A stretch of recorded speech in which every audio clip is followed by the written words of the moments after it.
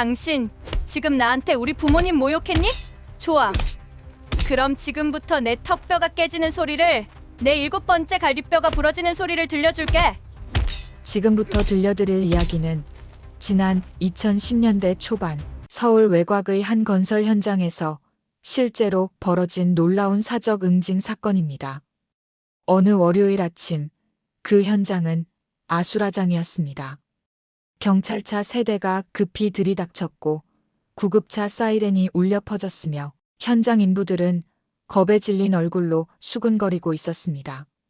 가장 먼저 연행된 사람은 현장 소장 조태식이었습니다. 평소 현장을 주먹으로 다스리던 그가 경찰에게 수갑을 차인 채 비명처럼 외쳤습니다. 나는 피해자라고. 저 여자가 날 때린 거야. 내가 왜 잡혀가?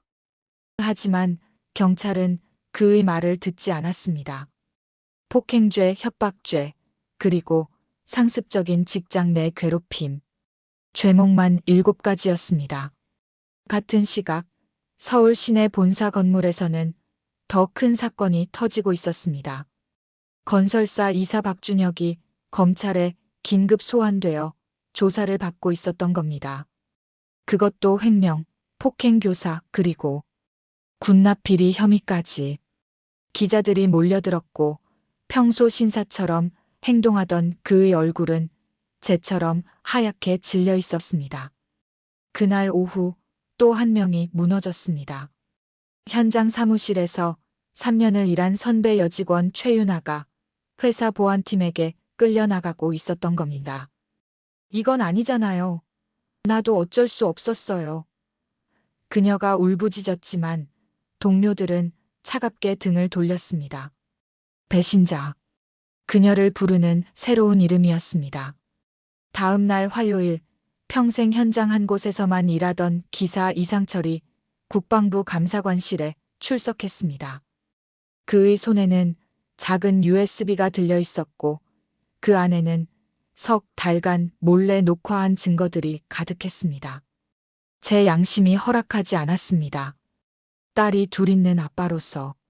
그의 목소리는 떨렸지만 눈빛만큼은 확고했습니다. 그리고 수요일 이 모든 사건의 정점이 병원 응급실에 있었습니다. 조직폭력배 두목 김철호가 중환자실에 누워 있었던 겁니다. 갈비뼈 7개 골절, 턱뼈 분쇄, 내장 출혈. 의사들은 경악했습니다. 닷새 만에 5명의 악인들이 무너졌습니다. 그리고 그 모든 사건의 중심에는 단 한 사람이 있었습니다. 강미연, 28살. 키 160cm에 45kg의 마른 체구. 늘 고개를 숙이고 다니던 동료들에게 유리 멘탈이라고 불리던 조용한 여직원. 하지만 석 달 전만 해도 아무도 몰랐습니다. 이 어린 여자가 대한민국 최정예 특수부대 출신이었다는 것을. 그녀의 손이 얼마나 위험한 무기인지를. 그리고 그녀가 참고 또 참아왔던 분노가 폭발했을 때 조폭 10명도 단 10분 만에 막을 수 없다는 것을. 대체 석 달 동안 무슨 일이 있었던 걸까요? 약해 보이던 여직원이 어떻게 현장을 지배하던 조폭들을 무너뜨리고 거대 건설사의 비리까지 파헤칠 수 있었을까요? 이 충격적인 이야기의 전말이 궁금하시다면 지금 어디서 듣고 계신지 댓글로 남겨주세요. 서울인지, 대구인지, 부산인지, 광주인지 듣고 계시는 곳을 꼭 남겨주세요. 그리고 구독 버튼을 눌러주세요. 평범해 보이지만 실제로는 놀라운 사람들의 진짜 이야기를 매일 들려드립니다. 알림도 꼭 설정해주세요. 내일은 또 어떤 놀라운 이야기가 여러분을 기다리고 있을지 모르니까요. 그럼 지금부터 모든 것이 시작된 그 뜨거운 여름날, 석 달 전으로 돌아가 보겠습니다. 석 달 전, 6월 첫째 주 월요일 아침 9시. 서울 외곽, 1000세대 규모의 아파트 건설 현장입니다. 철근과 시멘트 냄새가 진동하고 굴착기의 굉음이 울려 퍼지는 곳이죠. 현장 사무실 조립식 건물 2층. 여기가 바로 이 이야기의 시작점입니다. 문이 열리며 강미연이 첫 출근을 합니다. 그녀는 흰색 블라우스에 검은색 슬랙스를 입고 있었고 손에는 작은 서류 가방을 들고 있었습니다. 안녕하세요. 오늘부터 일하게 된 강미연입니다. 그녀의 목소리는 작고 조심스러웠습니다.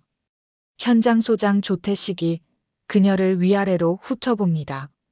30대 중반, 건장한 체격의 목소리도 우렁찬 남자입니다. 또 여자네. 인사팀에서는 맨날 여자만 보네. 현장은 남자들이 일하는 곳이라고. 그가 불만 섞인 목소리로 중얼거렸고 주변의 남자 직원 서너 명이 킥킥거리며 웃었습니다. 미연은 아무 말도 하지 않고 구석 자리로 갔습니다. 낡은 철제 책상, 오래된 컴퓨터, 삐걱거리는 의자. 그녀는 조용히 앉아 컴퓨터를 켰습니다. 키보드를 두드리는 소리만 조용히 들렸습니다. 야, 강미연 씨. 커피 한 잔 타와. 조 소장이 명령조로 말했습니다. 미연이 고개를 들었습니다. 네, 알겠습니다. 그녀는 일어나 탕비실로 향했습니다. 그 뒷모습을 보며 조 소장이 비웃듯 말했습니다. 봐, 여자는 커피나 타야 돼. 현장 일은 무슨. 하지만 그 순간 아무도 눈치채지 못한 것이 있었습니다. 미연의 손목에 희미하게 남아있는 흉터를, 그녀의 어깨 라인이 은근히 탄탄하다는 것을, 그리고 그녀가 걸을 때 발소리가 거의 들리지 않는다는 것을, 특수부대에서 5년간 훈련받은 사람만이 가질 수 있는 그 조용한 움직임을 말입니다. 점심시간 현장 식당. 미연은 구석자리에 혼자 앉아 조용히 밥을 먹고 있었습니다. 그때 조 소장이 부하 직원들과 함께 큰 소리로 떠들며 들어왔습니다. 야, 들었어? 요즘 여자들이 군대도 간다며? 웃기지도 않아. 여자가 군대 가서 뭘 해? 애들 기저귀나 갈지. 폭소가 터졌습니다. 미연의 숟가락을 쥔 손에 힘이 들어갔습니다. 하지만 그녀는 아무 말도 하지 않았습니다. 그저 고개를 더 숙이고 밥을 빨리 먹었습니다. 그리고 조용히 자리를 떴습니다. 그 모습을 누군가 지켜보고 있었습니다. 현장 기사 이상철입니다. 50대 중반, 20년 넘게 건설 현장을 전전한 베테랑이죠. 그는 조 소장의 행동을 보며 작게 한숨을 쉬었습니다. 또 시작이군. 이번 여직원도 석 달 못 버티겠어. 이 기사는 지난 10년간 이 현장에서 수많은 여직원이 왔다가 떠나는 것을 봤습니다. 조 소장의 괴롭힘을 견디지 못하고 하나둘 그만두는 모습을. 하지만 그는 뭐라 할 수 없었습니다. 소장이 무서웠고 자기 밥그릇이 걱정되었으니까요. 그래도 마음 한구석이 불편했습니다. 집에 딸이 둘 있었으니까요. 오후 3시 현장. 잡부 김용호가 자재를 나르다가 사무실 창문 너머로 안을 보았습니다. 40대 초반, 순박한 인상의 남자입니다. 조 소장이 미연에게 뭔가 소리를 지르고 있었습니다. 미연은 고개를 숙인 채 서 있었고요. 용호는 주먹을 꽉 쥐었습니다. 너무하네. 저건 아니잖아. 하지만 그도 뭐라 할 수 없었습니다. 자기는 잡부, 가장 아래 계급이었으니까요. 한마디 잘못했다간 다음 달 계약이 끊길 겁니다. 그래도 그는 작업복 주머니에서 낡은 수첩을 꺼냈습니다. 그리고 조용히 적었습니다. 6월 3일 조 소장이 강미연 씨에게 고함. 이유 없이. 왜 적는지 본인도 잘 모릅니다. 그저 직감적으로 느꼈습니다. 이 기록이 언젠가 필요할 거라고. 저녁 6시 퇴근 시간. 미연이 조용히 사무실을 나섭니다. 동료들은 벌써 떠났고 조 소장만 남아 술을 마시고 있었습니다. 야, 강미연. 내일 출근하면 내 차 새 차에 놔. 알겠어? 미연이 멈춰섭니다. 소장님, 그건 제 업무가 아닌데요. 조 소장이 벌떡 일어났습니다. 뭐, 지금 말대꾸야? 신입이 어디서 감히? 그의 목소리가 사무실에 울려 퍼졌습니다. 미연은 잠시 그를 쳐다봤습니다.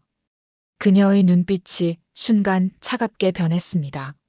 하지만 곧 다시 고개를 숙였습니다. 알겠습니다. 그리고 조용히 사무실을 나갔습니다. 복도를 걸으며 미연은 주먹을 꽉 쥐었습니다. 손톱이 손바닥에 파고들 정도로. 참자. 참아야 해. 나는 이제 평범하게 살고 싶어. 과거는 잊어야 해. 그녀는 스스로에게 되뇌었습니다. 하지만 그녀는 몰랐습니다. 이 참음이 석 달 동안 계속될 거라는 것을. 그리고 그 참음의 끝에는 폭발이 기다리고 있다는 것을. 첫 출근 일주일 후, 미연은 밤늦게까지 남아 기획안을 작성하고 있었습니다.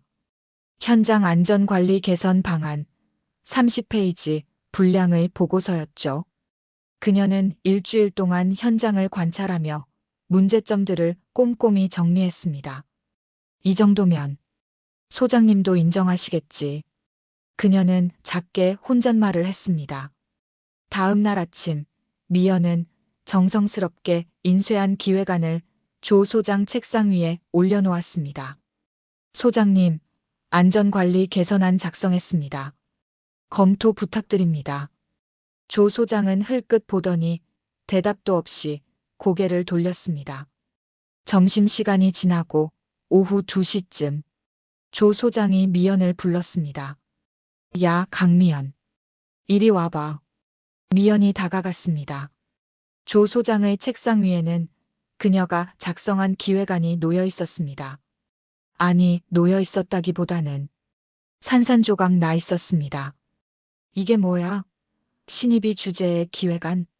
현장도 모르는 것이 감히 개선안? 조 소장이 비웃으며 말했습니다. 그리고는 그 찢어진 종이들을 쓰레기통에 던져버렸습니다. 다음부터는 시키는 일만 해. 알겠어? 미연의 얼굴이 굳었습니다. 일주일 동안 밤늦게까지 남아서 작성한 기획안이었습니다. 현장을 돌아다니며 사진도 찍고 인부들에게 물어보기도 하며 정성스럽게 만든 보고서였죠. 그런데 읽지도 않고 찢어버렸습니다. 알겠습니다. 미연이 작은 목소리로 대답했습니다. 그리고 자리로 돌아왔습니다. 동료들은 모두 고개를 숙이고 있었습니다. 아무도 그녀를 위로하지 않았습니다. 저녁 모두 퇴근한 후 이상철 기사가 조용히 사무실에 남아 있었습니다. 그는 주변을 살피더니 쓰레기통에 다가갔습니다. 그리고 찢어진 기획안 조각들을 하나하나 주워 담았습니다. 비닐봉지에 조심스럽게 넣으며 그는 중얼거렸습니다. 혹시 모르니까. 증거가 될 수도 있어. 그는 왜 이러는지 정확히 알 수 없었습니다. 다만 느낌이 왔습니다. 이 여직원은 다른 사람들과 뭔가 다르다고. 참는 방식이, 눈빛이 뭔가 달랐습니다. 집에 돌아온 이 기사는 딸에게 물었습니다. 민지야, 너 회사에서 불합리한 일 당하면 어떻게 하니? 대학생인 큰딸이 대답했습니다. 당연히 싸우죠. 왜요, 아빠? 이 기사는 아무 말도 하지 못했습니다. 자기는 그러지 못했으니까요. 20년간 부당한 일을 보고도 참고 살았으니까요. 그날 밤 미연은 원룸에서 혼자 노트를 펼쳤습니다. 그리고 차분하게 적기 시작했습니다. 6월 10일 안전관리 기획안 제출. 조태식 소장 읽지 않고 훼손. 증인 사무실 직원 4명. 시간 오후 2시 15분. 그녀는 감정적으로 쓰지 않았습니다. 마치 군대에서 작전 보고서를 쓰듯이 냉정하고 정확하게 기록했습니다. 날짜, 시간, 내용, 증인. 모든 것을 빠짐없이. 노트를 덮으며 미연은 창밖을 바라봤습니다. 아직은 아니야. 더 참아야 해. 증거가 더 필요해. 그녀는 이미 계획을 세우고 있었습니다. 수동적으로 당하고만 있는 게 아니었습니다. 조용히, 은밀하게 모든 것을 기록하고 있었던 겁니다. 이틀 후 현장에서 김용호 잡부가 자재를 나르다가 미연과 마주쳤습니다. 강 선생님, 괜찮으세요? 그가 조심스럽게 물었습니다. 미연이 고개를 끄덕였습니다. 네, 괜찮습니다. 하지만 그녀의 눈가가 약간 붉어 보였습니다. 용호는 아무 말도 하지 못하고 지나쳤습니다. 하지만 그날 저녁 그는 수첩을 꺼내 또 적었습니다. 6월 12일 강미연 씨 눈 충혈. 스트레스로 보임. 조 소장의 괴롭힘 계속됨. 왜 적는지 여전히 확신은 없었습니다. 하지만 언젠가 이 기록이 그녀를 도울 수 있을 거라는 막연한 확신이 있었습니다. 2주가 지났습니다. 미연의 하루는 반복되었습니다. 아침 일찍 출근해서 밤늦게 퇴근하고 그 사이에는 끊임없는 모욕과 부당한 지시들. 하지만 그녀는 한 번도 대들지 않았습니다. 다만 조용히 모든 것을 기록했습니다. 그러던 어느 금요일 오전, 본사에서 한 통의 전화가 왔습니다. 현장 집중 감사를 실시합니다. 다음 주 월요일부터 일주일간. 조 소장의 얼굴이 굳었습니다. 갑자기 왜? 전화기 너머로 차가운 목소리가 들렸습니다. 회사 방침입니다. 준비해 두십시오. 점심시간, 조 소장이 부하 직원들을 불러 모았습니다. 야, 다음 주에 감사 나온다. 너희들 정신 똑바로 차려. 특히 그가 미연을 쏘아봤습니다. 특히 여기 강미연. 내가 뭔가 고자질한 거 아니야? 미연이 고개를 들었습니다. 아닙니다. 저는 아무것도 한 게 없습니다. 조 소장이 책상을 쾅 쳤습니다. 그럼 왜 하필 내가 온 다음부터 이런 일이 생겨? 여자들은 다 똑같아. 뒤에서 고자질이나 하고. 사무실이 조용해졌습니다. 모두가 숨을 죽였습니다. 미연은 아무 말도 하지 않았습니다. 다만 주먹을 꽉 쥐었을 뿐입니다. 그날 저녁 조 소장은 본사로 전화를 걸었습니다. 이사님, 저 조태식입니다. 전화를 받은 사람은 박준혁 이사였습니다. 40대 중반, 회사에서 잘 나가는 임원이죠. 무슨 일인가? 조 소장이 긴장한 목소리로 말했습니다. 감사가 나온다고 합니다. 혹시 문제가 있습니까? 박 이사가 잠시 침묵했습니다. 그리고 차갑게 말했습니다. 조 소장, 그 현장에 새로운 여직원. 이름이 뭐였지? 강미연입니다. 그래, 강미연. 그 여자 아버지가 누군지 아나? 조 소장이 당황했습니다. 아버지요? 모르는데요. 박 이사가 비웃듯 말했습니다. 강태준. 들어본 적 있나? 조 소장이 숨을 멈췄습니다. 설마 그 해군 제독 강태준 말입니까? 바로 그 사람이야. 박 이사의 목소리가 싸늘해졌습니다. 20년 전 내가 군납 사업을 하던 시절 그 사람이 나를 군에서 쫓아냈어. 비리를 적발했다고. 덕분에 나는 군 관련 사업을 영원히 못하게 됐지. 그리고 지금 그가 으르렁거렸습니다. 그 사람 딸이 우리 회사에 들어왔어. 조 소장이 식은땀을 흘렸습니다. 그럼 복수하려고 온 겁니까? 박 이사가 냉소했습니다. 아니, 그 여자는 아무것도 모를 거야. 아버지가 해군 제독이라는 것만 알고 그냥 취업한 거겠지. 하지만 그의 목소리가 더 차갑게 변했습니다. 이건 기회야. 딸을 망가뜨리면 아버지도 무너져. 강 제독을 무릎 꿇게 만들 수 있는 완벽한 기회지. 조 소장이 떨리는 목소리로 물었습니다. 그럼 제가 어떻게 해야 합니까? 박 이사가 단호하게 말했습니다. 계속 괴롭혀. 더 심하게. 그 여자가 스스로 그만두게 만들어. 아니면 정신적으로 무너뜨려. 어느 쪽이든 상관없어. 그 여자가 망가지면 돼. 하지만 감사가. 박 이사가 끊어 말했습니다. 감사는 내가 처리할게. 너는 그냥 계속 압박만 해. 알겠나? 알겠습니다. 전화가 끊겼습니다. 조 소장은 한참 동안 멍하니 앉아 있었습니다. 그리고 술을 한 잔 들이켰습니다. 이거 단순한 괴롭힘이 아니었어. 복수극이었어. 그는 처음으로 두려움을 느꼈습니다. 하지만 동시에 생각했습니다. 박 이사 말을 안 들으면 내가 잘려. 어쩔 수 없어. 계속 가자.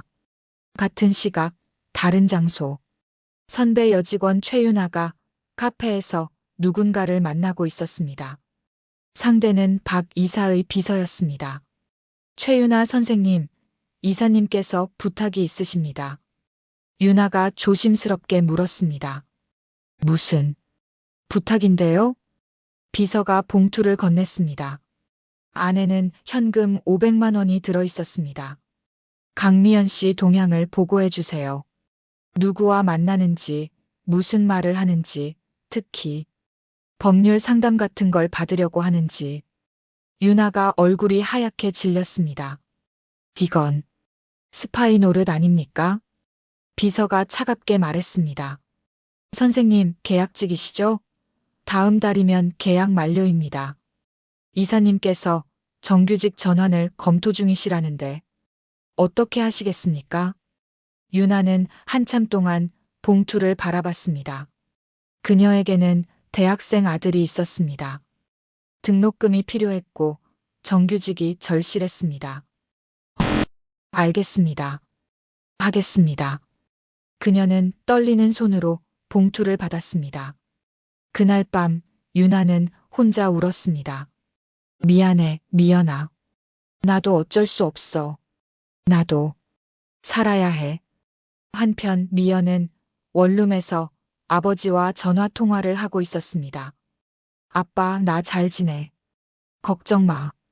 전화기 너머로 강태준 제독의 굵은 목소리가 들렸습니다. 회사 생활 괜찮으냐? 힘든 일은 없고? 미연이 잠시 망설였습니다. 하지만 말하지 않았습니다. 응, 괜찮아. 다들 잘해줘. 아버지에게 말하면 바로 개입할 게 뻔했습니다. 제독의 권한으로 회사에 압력을 넣을 겁니다. 하지만 미연은 원하지 않았습니다. 나 혼자 해결하고 싶어. 아빠 힘 빌리지 않고. 그녀는 군대에서 배웠습니다. 스스로 싸워서 이기는 법을. 전화를 끊고 미연은 다시 노트를 펼쳤습니다. 그리고 오늘의 일을 기록했습니다. 6월 18일 조 소장 집중 감사를 이유로 협박. 고자질했다는 누명. 증인 사무실 전 직원. 그녀는 모르고 있었습니다.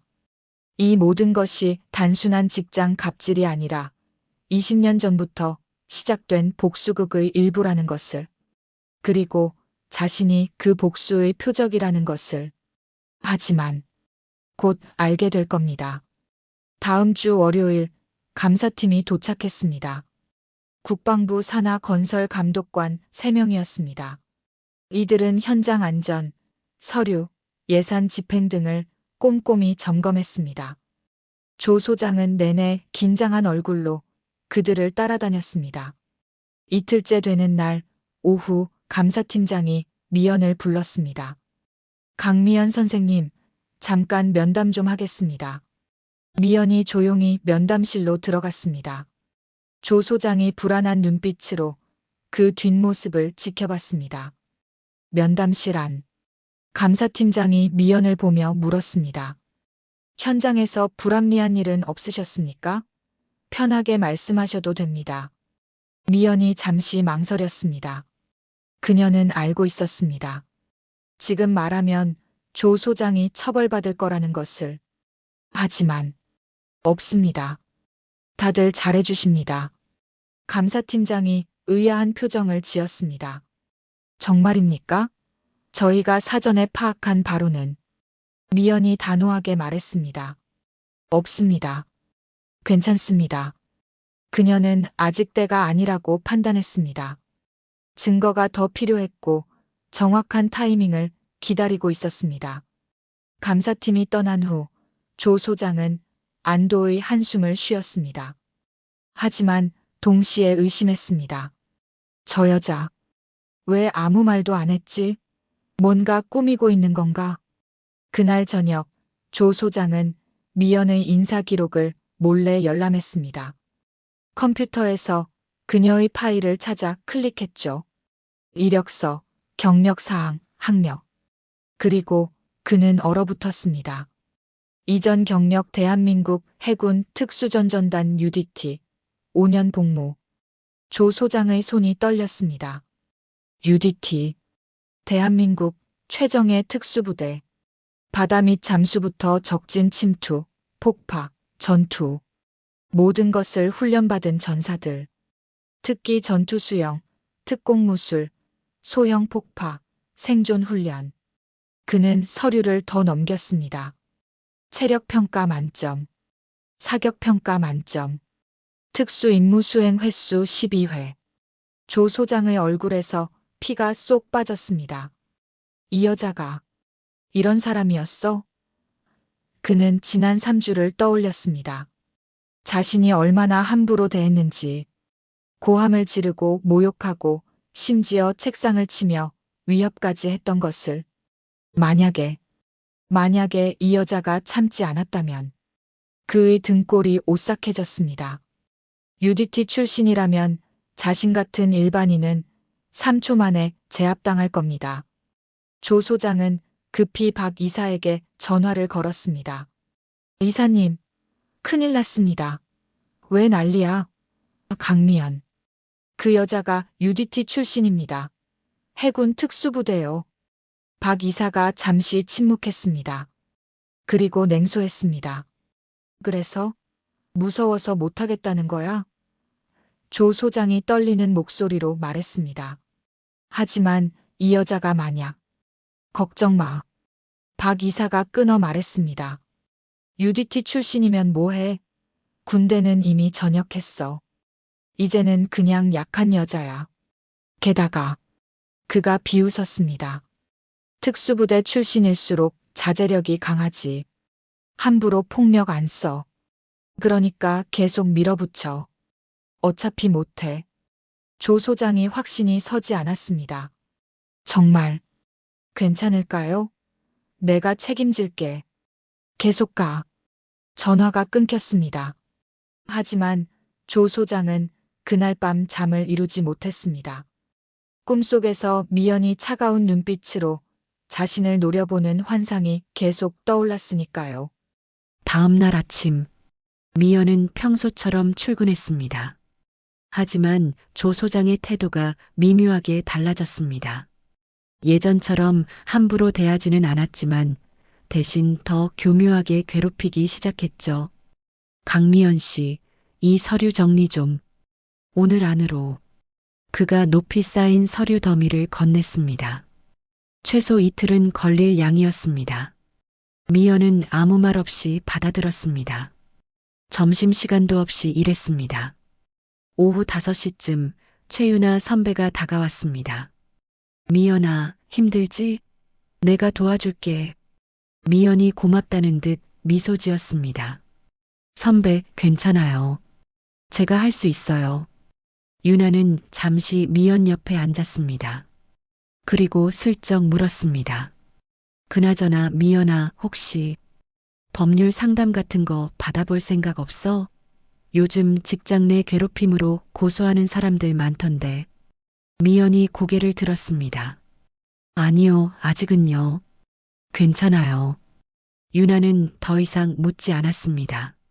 하지만 그날 저녁 그녀는 박 이사 비서에게 문자를 보냈습니다. 아직 법률 상담 계획 없음. 계속 관찰 중. 미연은 모든 것을 눈치채고 있었습니다. 유나 선배가 너무 자주 법률 상담 이야기를 꺼낸다는 것. 자신의 일정을 은근슬쩍 물어본다는 것. 그리고 자신이 털어놓은 이야기들이 왜인지 조 소장에게 전달되는 것 같다는 것. 그날 밤 미연은 다시 노트를 펼쳤습니다. 하지만 이번에는 새로운 항목을 추가했습니다. 의심 인물 최유나 선배, 근거 법률 상담 유도, 일정 파악 시도, 정보 유출 정황. 미연은 차갑게 미소 지었습니다. 군대에서 배웠습니다. 적을 파악하는 법을, 누가 아군이고 누가 적인지 구분하는 법을. 선배, 왜 그러세요? 돈 때문인가요? 아니면 다른 이유가 있나요? 하지만 그녀는 아직 드러내지 않았습니다. 때를 기다렸습니다. 모든 증거가 완벽하게 모이는 그 순간을. 같은 시각 이상철 기사는 CCTV 관리실에 있었습니다. 그는 경비원과 친했고 가끔 함께 소주를 마시는 사이였죠. 형님, 이거 백업 좀 해주실 수 있어요? 그가 USB를 건넸습니다. 뭔데? 그냥, 혹시 몰라서요. 현장 CCTV 영상이요. 최근 한 달치만. 경비원이 의아해했지만 큰 문제될 것 없다고 생각하고 백업해줬습니다. 이 기사는 USB를 받아 조심스럽게 주머니에 넣었습니다.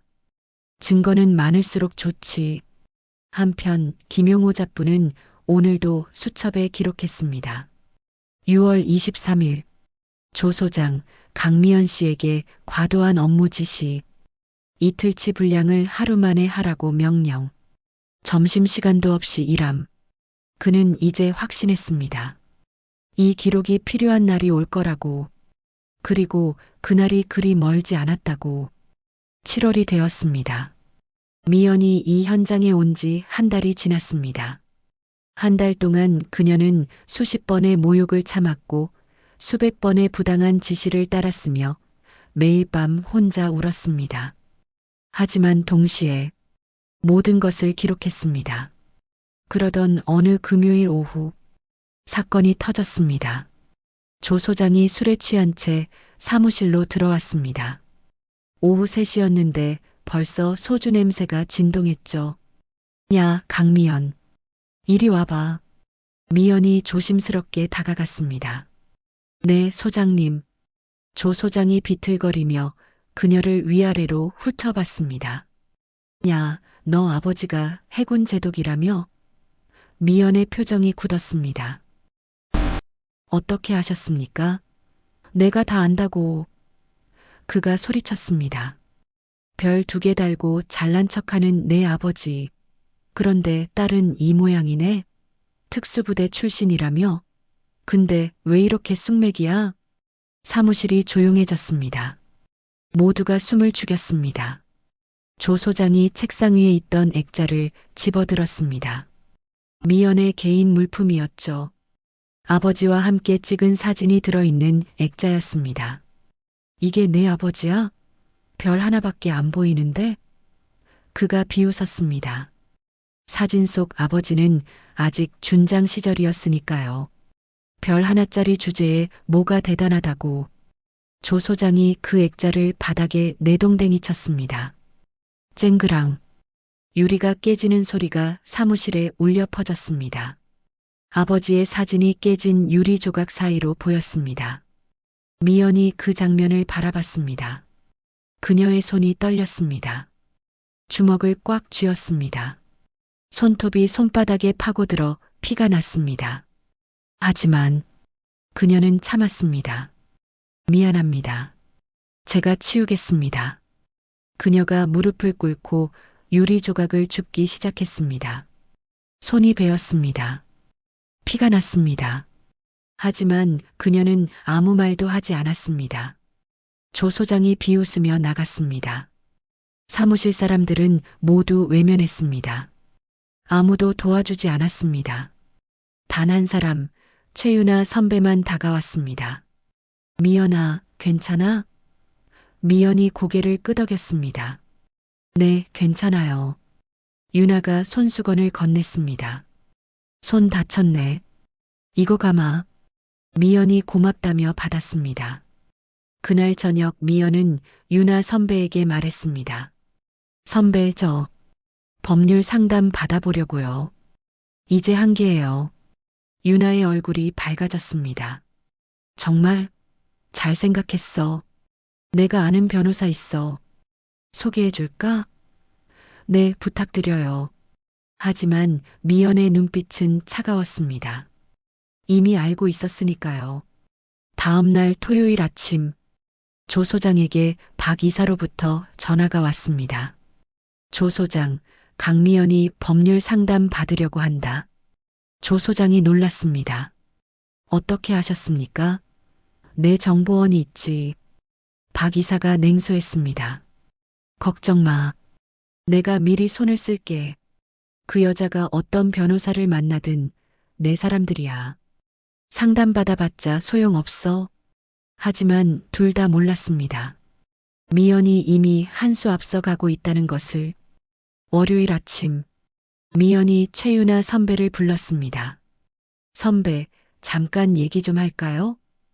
둘은 조용한 회의실로 들어갔습니다. 문이 닫혔습니다. 미연이 유나를 마주봤습니다. 선배, 한 가지 물어볼게요. 응, 뭔데? 제가 법률 상담 받으려고 한다는 거 어떻게 소장님이 아셨을까요? 유나의 얼굴이 하얗게 질렸습니다. 그게 나도 모르지. 미연이 차갑게 미소 지었습니다. 선배밖에 몰라요.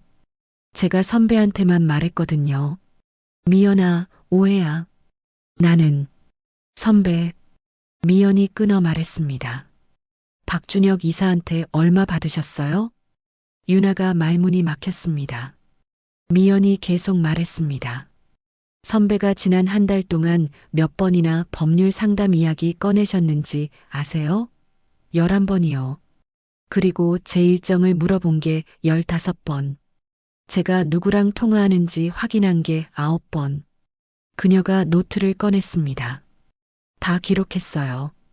날짜, 시간, 내용. 전부. 유나가 무너졌습니다. 미연아. 미안해. 나도 어쩔 수 없었어. 정규직 전환이 걸려 있었어. 아들 등록금도 있고. 그녀가 울기 시작했습니다. 미연이 차갑게 말했습니다. 선배, 저는 선배를 고소하지 않을게요. 대신 그녀가 녹음기를 꺼냈습니다. 지금까지 대화 다 녹음했어요. 이거 증거로 쓸 거예요. 박 이사가 누군가를 시켜서 저를 감시했다는 증거로. 유나가 충격을 받았습니다. 너 처음부터 알고 있었어? 미연이 고개를 끄덕였습니다. 일주일 전부터요. 그래서 일부러 법률 상담 이야기를 꺼낸 거예요. 선배가 누구한테 보고하는지 확인하려고. 유나는 이제 알았습니다. 자신이 이용당한 것을. 그리고 미연이 단순히 참기만 하는 약한 여자가 아니라는 것을. 선배, 한 가지 더 물을게요. 미연의 목소리가 더 차가워졌습니다. 박준혁 이사는 왜 저를 괴롭히라고 했나요? 뭔가 이유가 있었을 거예요. 유나가 떨리는 목소리로 대답했습니다. 네, 내 아버지. 강태준 제독이 20년 전에 박 이사를 군에서 쫓아냈대. 군납 비리 때문에. 그래서 복수하려고. 미연의 눈빛이 얼음처럼 차가워졌습니다. 그래서 저한테 화풀이를 한 거군요. 그녀가 주먹을 쥐었습니다. 아버지에게 복수하려고 딸을 괴롭힌 거예요. 그 순간 미연의 마음속에서 뭔가 무너졌습니다. 지난 한 달간 쌓아온 참음의 벽이. 그녀는 이제 확신했습니다.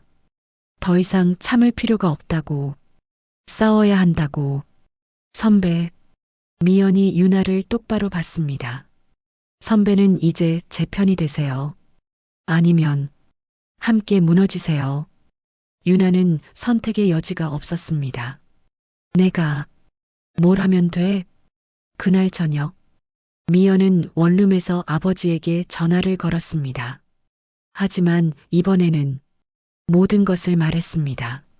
아빠, 그녀의 목소리가 떨렸습니다. 나 힘들어. 강태준 제독이 놀랐습니다. 미연아, 무슨 일이야? 한 달 동안 괴롭힘 당했어. 매일 모욕받고 부당한 일 시키고, 그리고 오늘은 그녀의 목소리가 끊겼습니다. 아빠 사진을 짓밟았어. 전화기 너머로 침묵이 흘렀습니다. 그리고 강제독의 목소리가 들렸습니다. 낮고 차갑고 분노로 가득 찬 목소리였습니다. 누가 그랬어? 조태식이라는 현장 소장이요. 그런데 아빠, 미연이 말했습니다. 배우가 있어. 박준혁이라는 이사가 모든 걸 사주했어. 아빠를 아는 사람이래. 20년 전에 아빠가 그 사람을 군에서 쫓아냈다고. 강제독이 기억을 떠올렸습니다. 박준혁? 군납비리. 그놈이었구나. 그의 목소리가 더 차가워졌습니다. 20년이 지났는데 아직도 원한을 품고 있었어. 그래서 내 딸을. 아빠, 나는 괜찮아. 참을 수 있어. 그런데 미연이 말했습니다. 더 이상 참고 싶지 않아. 이제는 싸우고 싶어. 강제독이 물었습니다. 증거는 있니? 있어. 한 달간 다 기록했어. 날짜, 시간, 내용, 증인. 그리고 조력자들도 있어. 현장 기사분이 CCTV 영상을 모아주셨고 잡부 아저씨는 매일 목격 일지를 썼대. 강제독이 조용히 말했습니다. 잘했다, 미연아. 내 딸 답니다. 그리고 그가 덧붙였습니다. 이제는 아빠가 할 차례야. 이틀만 기다려. 내가 정리하마. 전화를 끊은 후 강태준 제독은 세 통의 전화를 걸었습니다. 첫 번째, 국방부 감찰실장. 나야, 강태준.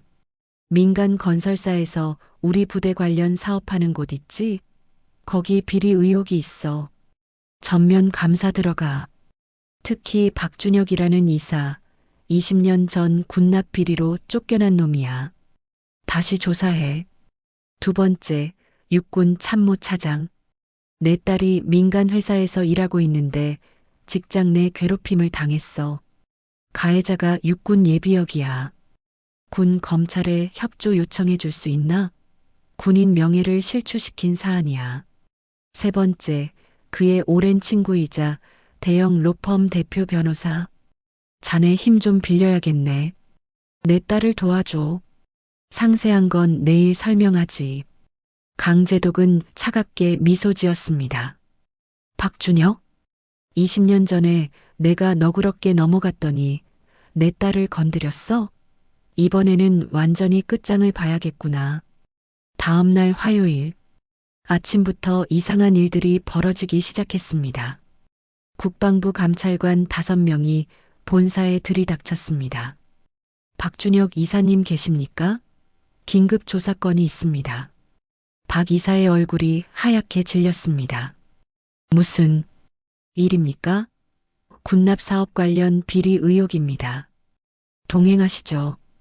같은 시각 현장에는 경찰이 도착했습니다. 조태식 소장님이십니까? 직장 내 괴롭힘 및 폭행 혐의로 조사받으실 겁니다. 조 소장이 당황했습니다.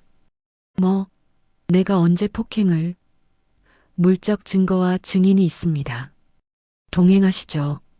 오전 10시 미연은 조용히 회의실에 앉아 있었습니다. 그녀 옆에는 정장을 입은 변호사 2명이 있었습니다. 그리고 이상철 기사와 김용호 잡부가 함께 있었습니다. 이 기사가 USB를 테이블에 올려놓았습니다. 여기 한 달간의 CCTV 영상이야. 조 소장이 강 선생님한테 고함 지르는 장면, 책상 치는 장면, 술 먹고 협박하는 장면. 다 있어. 김용호가 두꺼운 수첩을 꺼냈습니다. 저는 매일 기록했습니다. 날짜, 시간, 무슨 일이 있었는지. 42일치 기록이에요.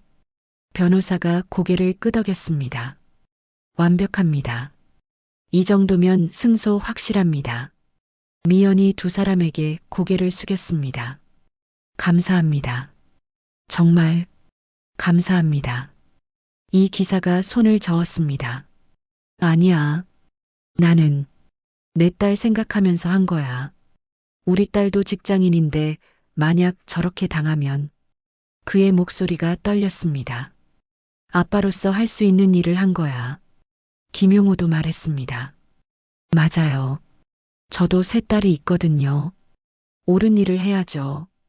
그때 회의실 문이 열렸습니다. 강태준 제독이 들어왔습니다. 별 2개를 단 해군 소장 정복을 입고 있었습니다. 그의 존재감이 회의실을 압도했습니다. 아빠, 미연이 벌떡 일어났습니다. 강 제독이 딸을 꼭 안아주었습니다. 고생 많았다, 미연아. 이제 괜찮아. 그리고 그는 이 기사와 김용호에게 격려를 했습니다. 감사합니다. 두 분이 내 딸을 지켜주셨습니다. 두 사람이 황급히 인사했습니다. 아닙니다. 당연한 일을 했을 뿐입니다. 강 제독이 변호사에게 물었습니다. 진행 상황은? 제독님, 경찰 조사와 국방부 감사가 동시에 진행 중입니다. 조태식 소장은 직장 내 괴롭힘, 명예훼손, 폭행죄로 입건되었고요. 박준혁 이사는 횡령과 폭행교사, 그리고 20년 전 군납 비리 건이 재수사 중입니다. 좋아. 강 제독이 고개를 끄덕였습니다. 그리고 회사 측에는 손해배상 청구 소송 준비 중입니다.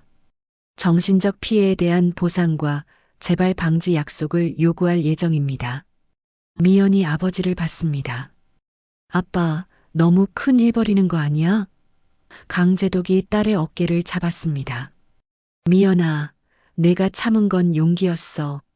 하지만 이제 싸우는 것도 용기야. 너는 혼자가 아니야. 나도 있고. 그가 이 기사와 김용호를 봤습니다.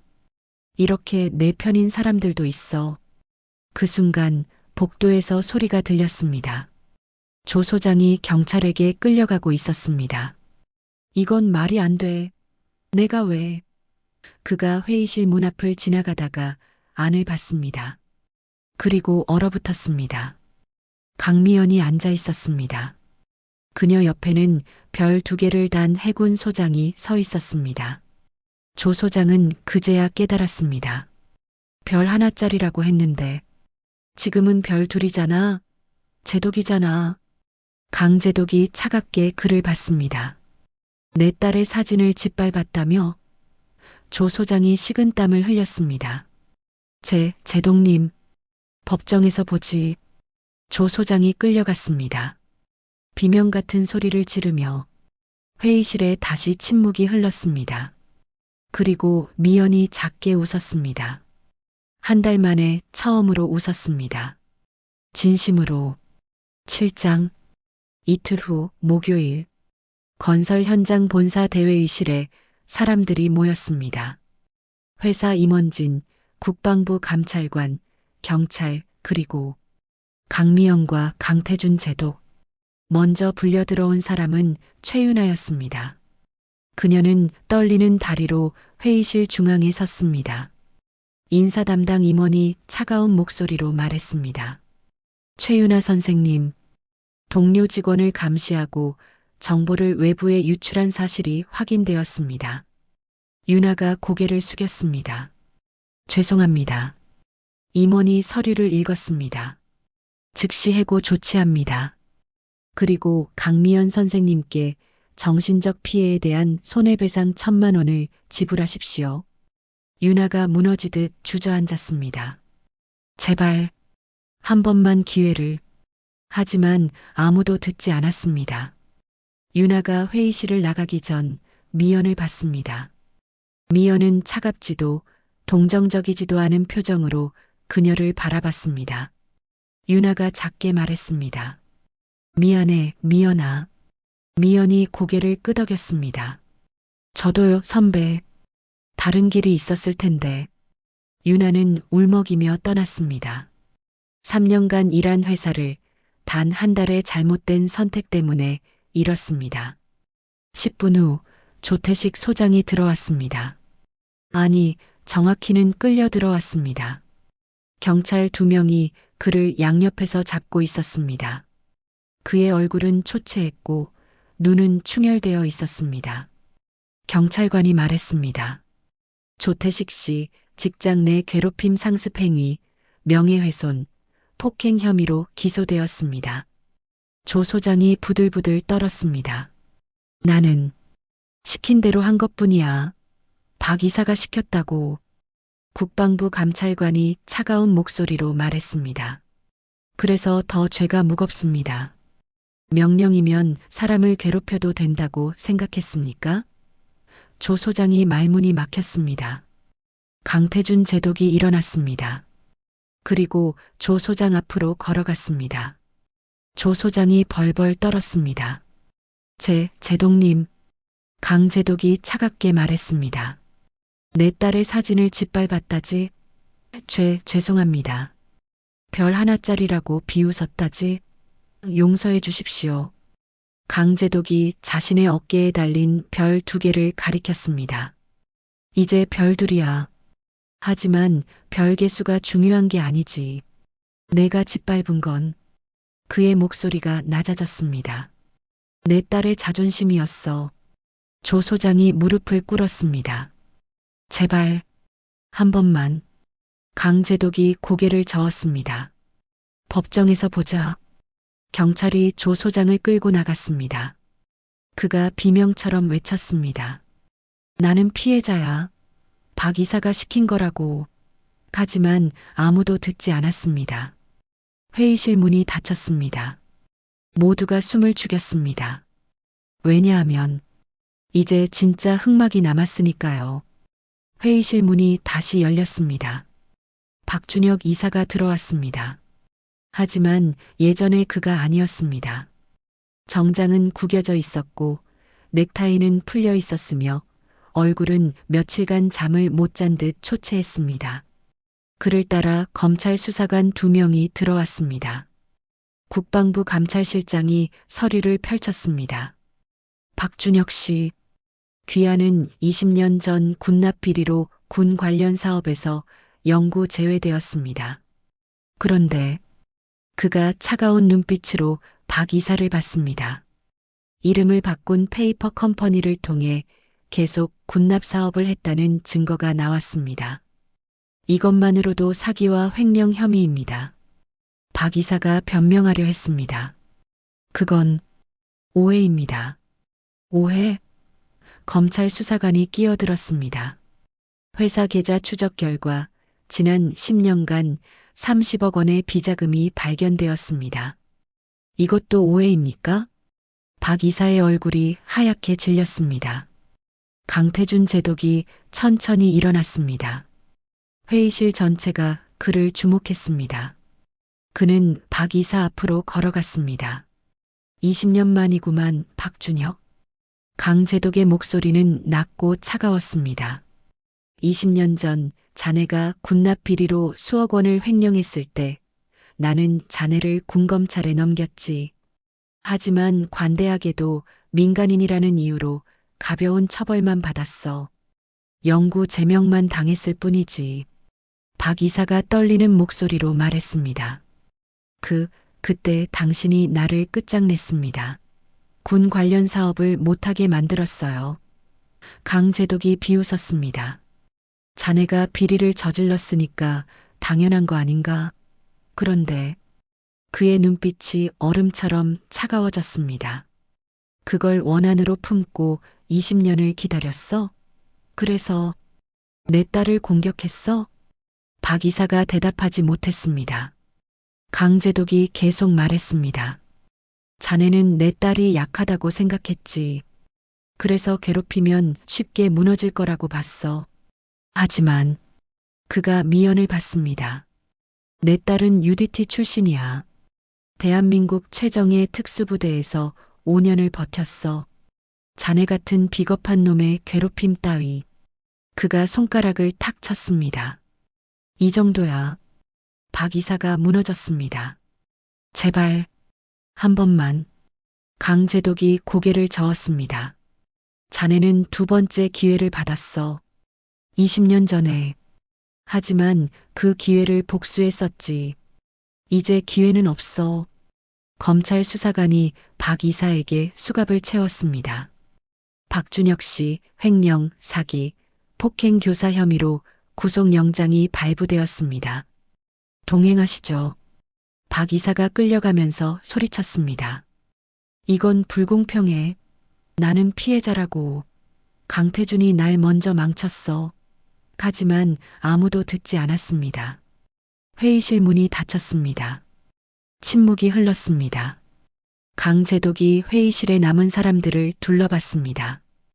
회사 임원들, 감찰관들, 그리고 자기 딸. 그리고 그는 이상철 기사와 김용호 잡부에게 다가갔습니다. 두 분, 강제독이 경례를 했습니다. 진짜 군인은 여러분입니다. 두 사람이 황급히 인사했습니다. 아, 아닙니다. 제독님. 강제독이 고개를 저었습니다. 아닙니다. 여러분은 아무 이득도 없이 단지 양심 때문에 증거를 모으고 기록했습니다. 이것이 진짜 용기입니다. 그가 이 기사에게 물었습니다. 따님이 군인이라고 하셨죠? 네, 육군 중위입니다. 따님을 자랑스러워 하십시오. 그리고 아버지인 당신도 자랑스러워 하십시오. 이 기사의 눈시울이 붉어졌습니다. 감사합니다, 제독님. 강제독이 김용호에게도 말했습니다. 당신의 수첩, 그 기록이 결정적 증거가 되었습니다. 세 딸을 두신 아버지로서 정말 훌륭하십니다. 김용호도 눈물을 훔쳤습니다. 저는 그저 옳은 일을 한 것뿐입니다. 회의실에 박수 소리가 울려 퍼졌습니다. 감찰관들이, 회사 임원들이 모두가 두 사람에게 박수를 보냈습니다. 일주일 후 현장 사무실에서 작은 행사가 열렸습니다. 강미연의 복직 및 명예회복 행사였습니다. 회사 대표이사가 직접 참석했습니다. 강미연 선생님, 그동안 겪으신 고통에 대해 진심으로 사과드립니다. 그가 깊이 고개를 숙였습니다. 회사 차원에서 재발 방지 시스템을 구축하겠습니다. 그리고 그가 서류를 건넸습니다. 정규직 전환과 함께 안전관리팀 팀장으로 임명합니다. 미연이 서류를 받았습니다. 그녀가 한 달 전에 찢겨졌던 그 기획안, 그것이 실제로 채택된 겁니다. 감사합니다. 사무실 동료들이 박수를 쳤습니다. 한 달 전에는 아무도 도와주지 않았던 그 사람들이었습니다. 하지만 미연은 그들을 원망하지 않았습니다. 다만 이해했습니다. 다들 자기 밥그릇이 걸려 있었으니까요. 행사가 끝난 후 미연은 아버지와 함께 현장을 걸었습니다. 석양이 지고 있었습니다. 아빠, 미연이 말했습니다. 나 아빠한테 짐이었던 것 같아. 아빠가 제독이어서 내가 표적이 된 거잖아. 강제독이 멈춰섰습니다. 그리고 딸의 어깨를 잡았습니다. 미연아. 그의 목소리가 떨렸습니다. 넌 절대 짐이 아니야. 넌 내 자랑이야. 한 달 동안 혼자 버티고 증거를 모으고 계획을 세웠잖아. 나는 그저 마지막에 내 뒤를 받쳐준 것뿐이야. 미연의 눈시울이 붉어졌습니다. 하지만 미연아. 강제독이 딸을 안았습니다. 넌 혼자가 아니었어. 이 기사님도 김용호 씨도 심지어 최윤아 선배도 마지막엔 내 편이었잖아. 이게 뭔지 아니?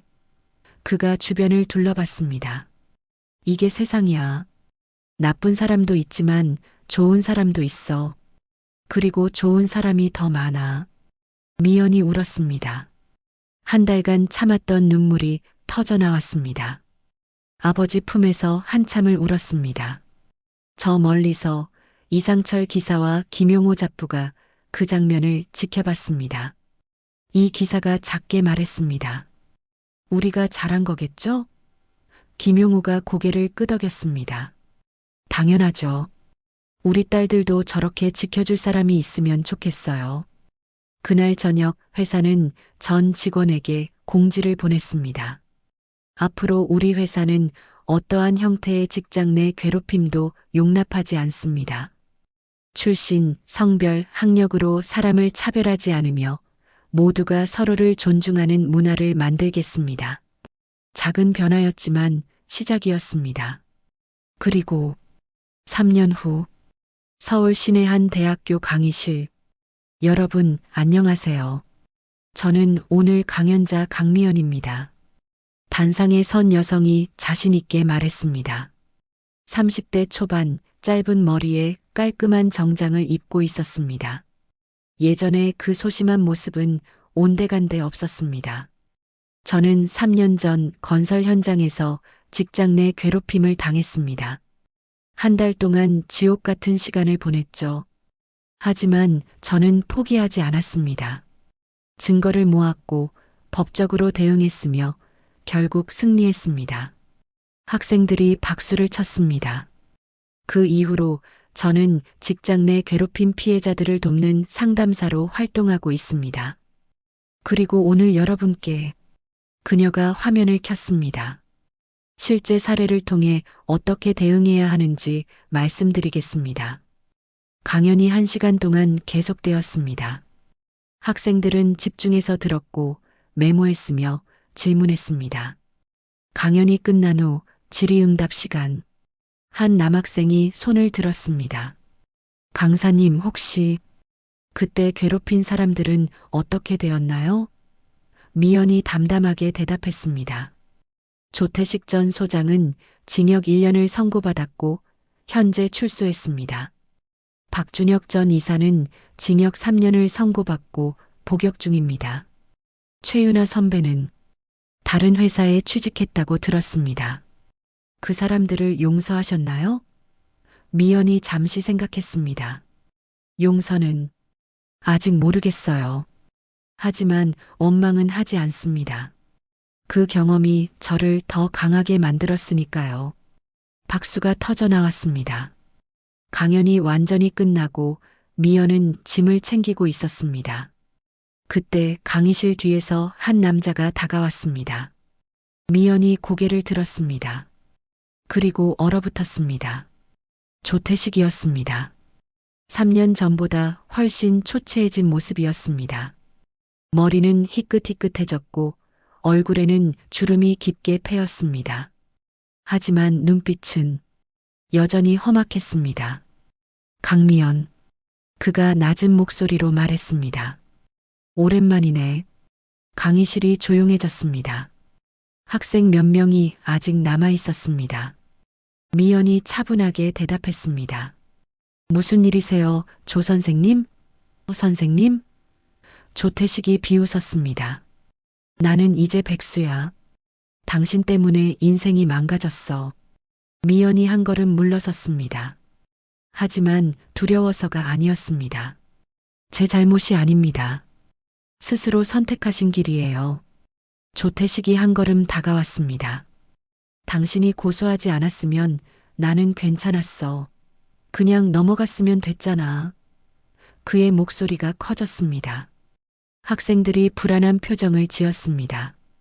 누군가 휴대전화를 꺼냈습니다. 미연이 차갑게 말했습니다. 조 선생님, 지금 학생들이 다 보고 있습니다. 그리고 그녀가 자기 휴대전화를 들어 보였습니다. 녹음 중입니다. 지금 한 말 협박으로 간주될 수 있습니다. 조태식이 당황했습니다. 뭐? 그리고 이 대학교 건물 안에는 CCTV가 있습니다. 경비실에도 이미 연락했고요. 미연이 시계를 봤습니다. 30초 안에 경비가 올 겁니다. 과연 30초 후 경비 2명이 달려왔습니다. 조태식이 뒷걸음질 쳤습니다. 나는 그냥 미연이 경비에게 말했습니다.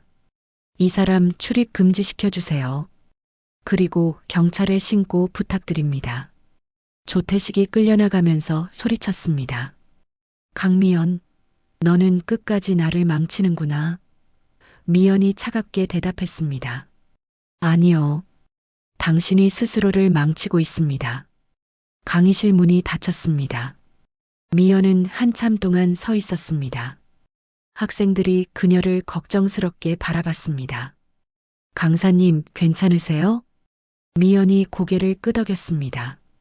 그리고 미소 지었습니다. 네, 괜찮아요.